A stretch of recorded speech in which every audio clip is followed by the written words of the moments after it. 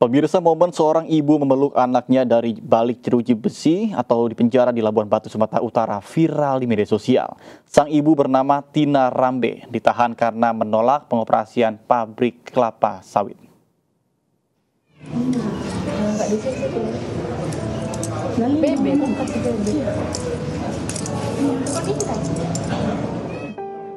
Viral di media sosial seorang ibu yang memeluk anaknya dari balik jeruji besi di ruang tahanan Pengadilan Negeri Rantau Prapat, Labuan Batu, Sumatera Utara. Seorang ibu bernama Tina Rambe, salah satu pejuang lingkungan hidup di Pulau Padang, harus terpisah dengan anak dan suaminya karena proses hukum yang harus ia jalani. Momen haru ibu dan anak ini pun menyita perhatian masyarakat. Apa kok tinggal aja. Tina ditahan karena menolak pengoperasian pabrik kelapa sawit dan saat ini ia sedang menjalani proses persidangan. Keluarga Tina sempat terlibat adu mulut karena petugas tidak memperbolehkan Tina menemui anaknya. Kayak gitu kalian. Sebentar aja loh. Masa mau anaknya itu? Kayak gitu ya. Ada kemanusiaan. Nggak ada kemanusiaan kalian. Sebentar aja Pak, ini bukan teroris ya. Cara-cara penangkapan yang tak manusiawi. Jadi sekaligus saya bilang kepada anak saya, terus berjuanglah demi lingkungan hidup. Hancur memang perasaan saya melihat APH atau alat aparat pemerintah hukum yang tidak berperkemanusiaan dan tidak sama sekali tidak punya moral.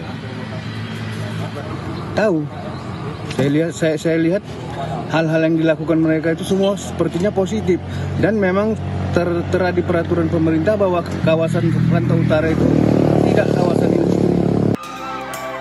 Sebelumnya, Tina diamankan bersama 5 orang lainnya saat aksi unjuk rasa mengadang truk angkutan sawit dan CPO di Pulau Padang, Labuan Batu, Sumatera Utara pada bulan Mei lalu. Dari Labuan Batu, Ikang Amanda, iNews melaporkan. Pemirsa, mantan terpidana kasus Vina Sakatata menjadi saksi dalam sidang PK yang diajukan 6 terpidana. Saka kembali mengungkap berbagai penyiksaan yang dialaminya bersama dengan para narapidana lainnya saat disidik. Enggak nanya. Cuma emang Saka tahu pada saat mantan terpidana kasus Vina Sakatata dihadirkan sebagai saksi dalam sidang lanjutan peninjauan kembali ke 6 terpidana di Pengadilan Negeri Cirebon, Jawa Barat. Sakatata menceritakan penyiksaan yang dilakukan anggota kepolisian kepadanya dan terpidana lain saat ditahan di Polres Cirebon Kota. Sama seperti keterangan terpidana lain, Saka mengatakan dipaksa untuk mengaku sebagai salah satu pembunuh Vina dan juga Eki. Setelah itu saya ke bengkel. Tidak hanya sekali itu saja. Iya. Tiap hari disiksa. Tiap hari disiksa. Iya. Nyampe dipindah ke Polda juga masih disiksa. Baru nyampe di Polda. Oh, kemudian waktu itu kamu di Cirebon. Iya. Ya. Sampai tangan kamu itu dikasih kursi, iya. Orangnya ada. Iya. Itu sampai cacat, ya kan? Iya. Nah, waktu di Cirebon, sebelum ke Polda dulu ya, saya iya. mau urut ini detail ya supaya tahu ya. Waktu di Cirebon, itu akhirnya saudara mengaku? Mengaku, karena sudah tidak kuat lagi menahan pukulan dan siksaan. Apa yang saudara akui pada waktu itu? Ya bilangnya di situ juga udah ada keterangannya, kamu memukul 1 kali. Saka jawab cuma iya aja, jadi Saka udah nggak bisa ngomong apa-apa lagi. Baik, ingat dulu ya, waktu di Cirebon, belum ke Polda ini. Iya. Sebelum pindah ya, supaya sequennya jangan berbeda nanti ya. Waktu di Cirebon, tadi saudara katakan disiksa, iya. Kan, dipukul, ditonjok, ya kan? Dikasih balsam. Dikasih balsam? Iya. Apa itu balsam? Dari mata sampai ke alat kelamin. Yang lain juga sama. Balsam dikasih ke ada alat kelamin kamu? Iya. Gua bergelepar dong. Itu posisi waktu di dalam sel. Dalam sel. Ke mata juga ada? Iya. Siapa yang melakukan itu? Itu disuruh sama polisi, kalau nggak mau disiksa lagi. Jadi terpaksa mau nggak mau, terus juga sama cabai kering ke alat kelamin. ke alat kelamin. Nggak mau, terpaksa. Harus mengikuti kemauannya oknum kepolisian. Jadi kamu dibuka baju, ditelanjangin gitu? Itu, ya. Jadi nggak ditelanjangin, jadi posisinya kan waktu pertama ditangkap kan pakai celana panjang. Di situ celana panjangnya dipotong. Terus? Ya. Terus besoknya ada keluarga ngejenguk tapi nggak bisa ketemu, cuma dititipin aja. Jadi pakai balsemnya itu caranya masukkannya gimana? Jadi pakai tangan langsung masuk sendiri. Tangan polisi itu sendiri masukin? Pakai tangan masing-masing. Oh, disuruh tangan masing-masing memasukkan. Iya, mau nggak mau, kalau nggak mau disiksa lagi. Oh, jadi balsem dikasih kamu dari oknum polisian. Dari polisinya. Iya. Suruh masukin ke alat kelamin. Iya. Dan mata. Kalau nggak mau disiksa. Iya. Saudara berapa kali saudara ingat saudara dikasih balsem seperti itu? Baru Tidak hanya sekedar mengaku disiksa oknum polisi, Saka Tatal juga menantang jaksa bersumpah jika mereka berada di pihak yang benar. Karena kaitannya dengan Hadi yang mulia, bukan terkait dengan Saka Tatal. Makanya saya tanyakan apakah mereka didampingi, karena dia bersidang, izin yang mulia. Izin yang mulia, dalam memori PK kami tidak pernah membantah para tersangka tidak didampingi di persidangan. Kami mengakui di persidangan memang didampingi. Tapi Miranda Rule yang kami maksud dalam PK itu adalah sejak awal penyidikan, titik. Tidak sejak awal, mohon dicatat. Tidak pernah kami mengatakan tidak didampingi dalam persidangan. Terima kasih yang mulia, mohon dibaca lagi. Untuk jasa penuntut umum baik-baik dibaca lagi. Kami tetap pada catatan kami yang mulia. Berani enggak sih Pak Banyuti sama saya taruh nyawa? Kami tetap pada catatan kami apapun yang mereka katakan. Informasi lainnya pemirsa, keluarga Inyoman Sukena, warga yang terancam pidana karena memelihara landak Jawa berharap kasus ini segera selesai. Pihak keluarga tidak mengetahui bahwa peliharaan keluarga besarnya merupakan hewan yang dilindungi.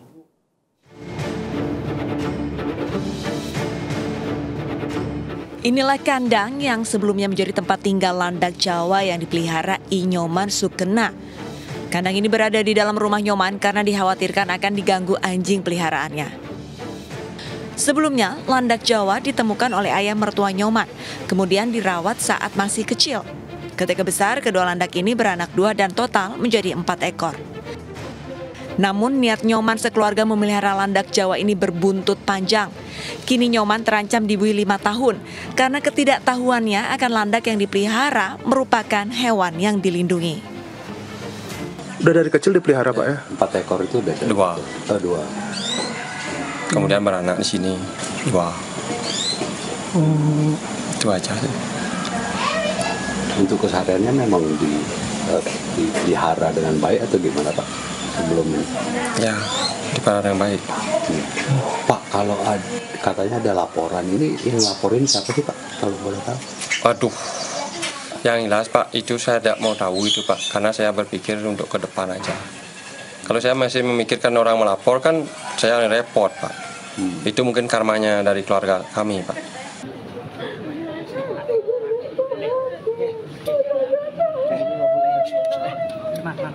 Kasus ini viral di media sosial setelah Inyoman Sukena, 38 tahun, menangis histeris usai keluar dari ruang sidang di Pengadilan Negeri Denpasar, Bali. Landak Jawa atau nama latinnya Hysterix javanica merupakan salah satu hewan endemik Indonesia yang dilindungi.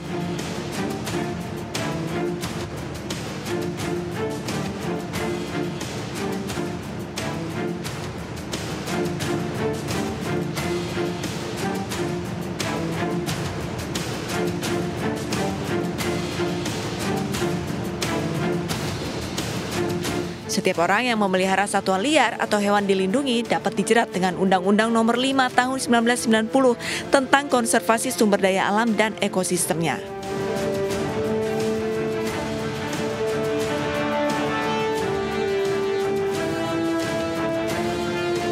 Nyoman ditetapkan sebagai tersangka oleh Polda Bali pada Maret 2024 lalu karena memelihara 4 ekor landak Jawa.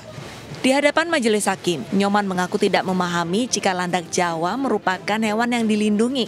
Mengingat di sekitar rumahnya di Desa Bongkasa, Kabupaten Badung, Bali, masih banyak landak Jawa yang berkeliaran. Dari Badung, Bali, Bagus Alit, iNews melaporkan.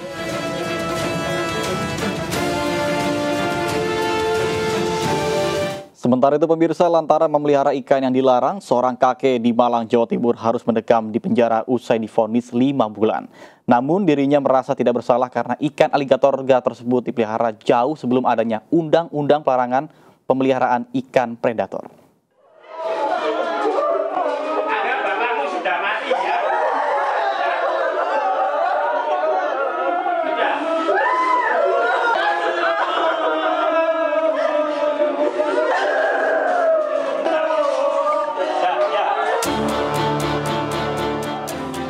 Isak tangis keluarga pecah saat Priyono, 61 tahun, divonis 5 bulan subsidi 1 bulan penjara atau uang pengganti 5 juta rupiah dalam sidang di Pengadilan Negeri Malang, Jawa Timur.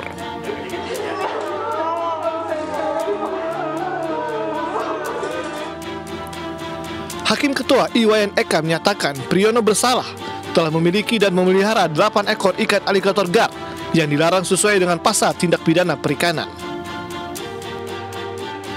Sebelumnya dalam sidang, Priyono merasa tidak bersalah lantaran telah memelihara 8 ekor ikan aligator gar sejak 16 tahun lalu dan sebelum larangan tersebut disahkan oleh pemerintah.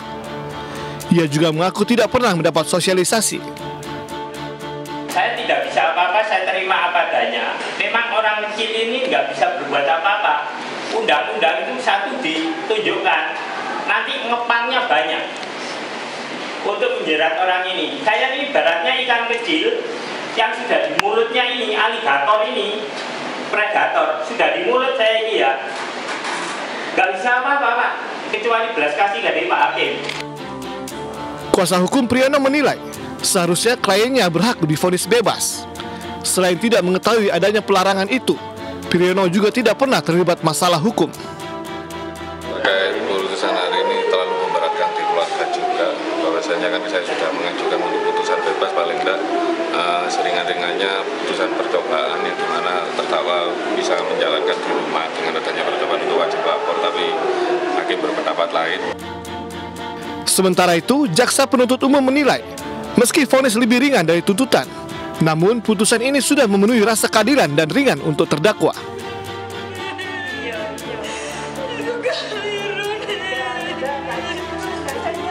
Menurut kami putusan tersebut sudah memenuhi rasa keadilan dan kalau teman-teman cek juga sudah termasuk ringan kalau menurut kami seperti itu. Priyono ditahan Kejari Malang sejak 6 Agustus lalu. Sementara 5 ekor ikan aligator gar miliknya dimusnahkan oleh pihak Polda Jawa Timur dan Balai Pengelolaan Sumber Daya Pesisir dan Laut. Dari Malang, Jawa Timur, Denny Irwansyah, iNews melaporkan. Beralih ke informasi lainnya pemirsa, viral di media sosial akses jalan menuju gedung Gor Bola Voli Indoor yang berada di Sport Center Deli Serdang, Sumatera Utara berlumpur dan tergenang banjir. Akibatnya pertandingan voli dalam ajang PON 21 Aceh Sumatera Utara 2024 mengalami perubahan jadwal.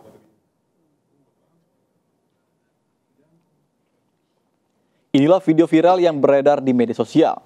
Tampak akses jalan menuju Gor Bola Voli Indoor berlumpur dan tergenang banjir. Kabel-kabel dan kayu sisa proyek masih berserakan di sana dan juga di sini. Pertandingan voli Pekan Olahraga Nasional ke-21 Aceh Sumatera Utara 2024 mengalami perubahan jadwal karena infrastruktur di Gor Bola Voli Indoor Sumatera Utara Sport Center Kabupaten Deli Serdang, Sumatera Utara belum siap. Protes pun datang dari para atlet. Ada yang membagikan foto atlet harus memakai sendal untuk melintasi kubangan lumpur menuju gedung GOR, yang ada pula yang harus melintasi jalanan kecil yang dihubungkan dengan kayu. Sementara pelatih voli mengkritik ketidaksiapan penyelenggaraan PON.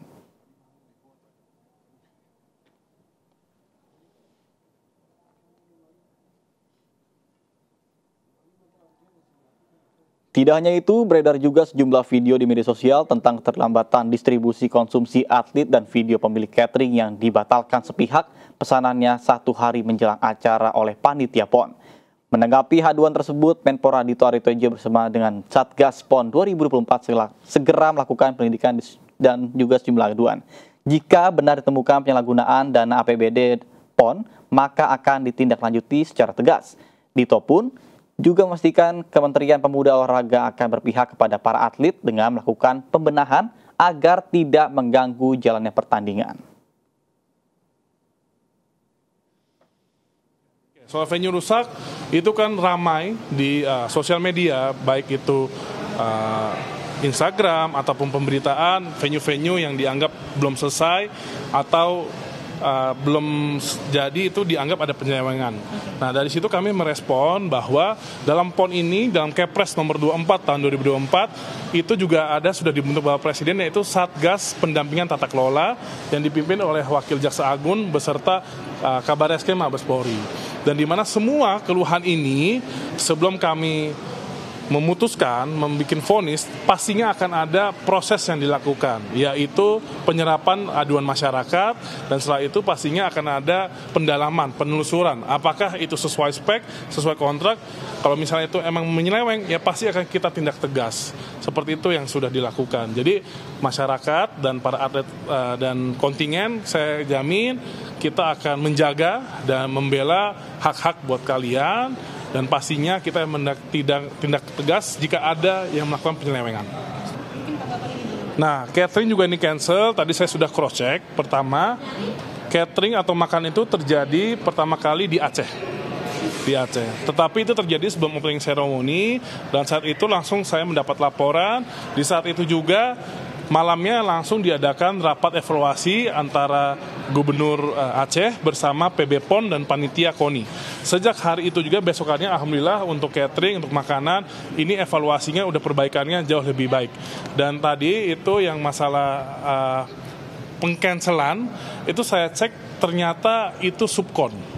Nah, jadi tapi hal-hal seperti ini tetap kita urus, karena saya tidak ingin yang namanya perhelatan sebesar PON ini malah merugikan ekonomi lokal.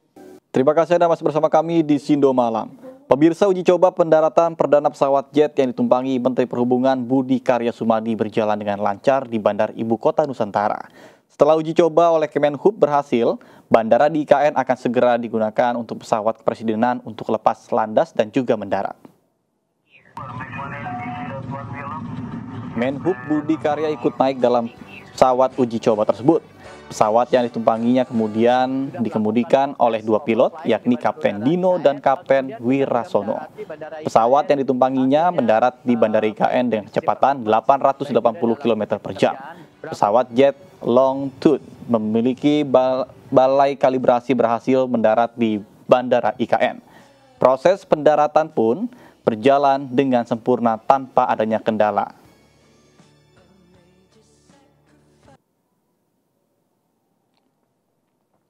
Sementara Presiden Joko Widodo kembali berkantor di IKN hingga 19 Oktober mendatang. Selama di IKN, Jokowi akan melakukan lawatan ke sejumlah daerah.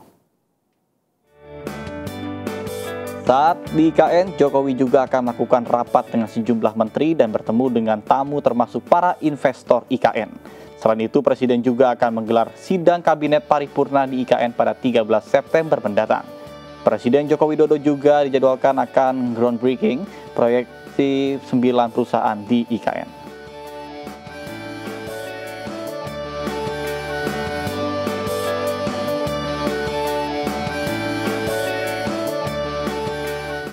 Presiden Joko Widodo tiba di Ibu Kota Nusantara untuk melakukan sejumlah pekerjaannya sebagai kepala negara. Selain Jokowi dan Wapres Ma'ruf Amin yang ke IKN, turut dampingi juga antara lain yakni Menteri Sekretaris Negara Pratikno dan Sekretaris Kabinet Pramono Anung. Di awal kedatangannya di IKN, Jokowi mengumpulkan Panglima TNI Jenderal TNI Agus Subianto dan Kapolri Jenderal Polisi Listio Sigit Prabowo dengan sejumlah petinggi kedua instansi tersebut. Pertemuan digelar di ruang Nusantara Istana Negara IKN dan Wakil Presiden Ma'ruf Amin juga mengikuti Jokowi untuk berkantor di IKN. Ma'ruf Amin diagendakan untuk ikut sidang kabinet terakhir mendampingi Jokowi.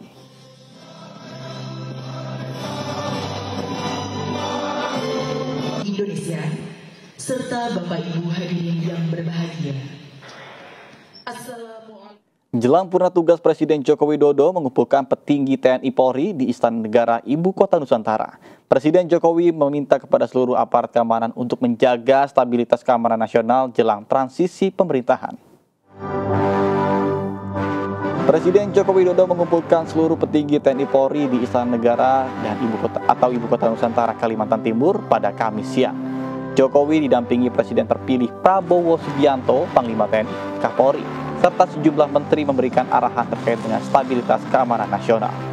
Dalam arahannya, Jokowi meminta kepada seluruh personil TNI Polri untuk menjaga stabilitas keamanan nasional jelang masa transisi pemerintahan pada Oktober mendatang. Selain itu, Jokowi juga mengingatkan agar seluruh anggota TNI Polri mengamankan jalannya Pilkada serentak tahun 2024. Selain itu, Presiden juga berpesan kepada seluruh aparat keamanan untuk menjaga stabilitas nasional untuk mendukung pertumbuhan ekonomi menuju Indonesia Emas tahun 2045. Kepala Staf Angkatan Darat mengenai Pilkada serentak di bulan November. Saya tadi sudah menyampaikan agar dijaga stabilitas politik, sosial, supaya semuanya nanti berjalan dengan baik, lancar, aman. Saya rasa tekanannya di dua hal tadi. Pak, mengenai ini Pak, angkatan siber Pak, pesan Bapak gimana Pak? Apakah perlu dibuat aparatur sendiri? Ya sangat baik, karena negara-negara lain yang saya lihat ini sudah mulai. Saya melihat ada 4 negara yang sudah mulai membangun angkatan keempatnya, angkatan cybernya, dan saya rasa nanti semua negara akan menuju ke sana. Termasuk, saya kira, tapi nanti biar pemerintah baru, Pak Presiden Prabowo Subianto yang akan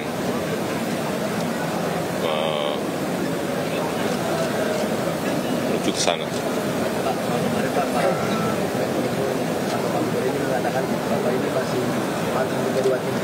Apa? Bapak masih tetap untuk jadi wakil pres karena terlalu muda untuk pensiun. Ini bagaimana Pak? Saya mau pulang ke Solo. Pulang ke Solo Pak. Ya, saya sampaikan pulang ke Solo tanggal 20 Seluruh anggota TNI dan Polri, mari kita simak dengan seksama dan cermati setiap arahan yang akan disampaikan Bapak Presiden.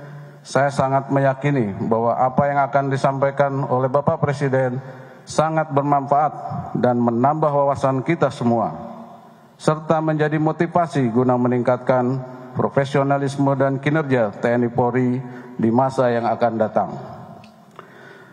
Bapak Presiden yang kami hormati dan banggakan, pada kesempatan yang baik ini, kami mewakili seluruh peserta pengarahan mengucapkan terima kasih dan penghargaan yang setinggi-tingginya atas kepemimpinan, perhatian dan dukungan yang telah Bapak berikan kepada institusi Selanjutnya, TNI Polri siap menindaklanjuti petunjuk dan arahan Bapak Presiden untuk mewaspadai perkembangan lingkungan strategis yang dapat berdampak kepada kemajuan bangsa, meningkatkan kualitas, kapasitas, dan profesionalisme pelaksanaan tugas, guna menjaga stabilitas kedaulatan negara serta stabilitas keamanan dalam negeri, mengawal proses transisi pemerintahan agar berjalan dengan lancar serta menjamin keamanan dan ketertiban di seluruh wilayah, mendukung seluruh pelaksanaan program pemerintah agar dapat berjalan dengan konsisten dan berkelanjutan, menjunjung tinggi netralitas dan mendukung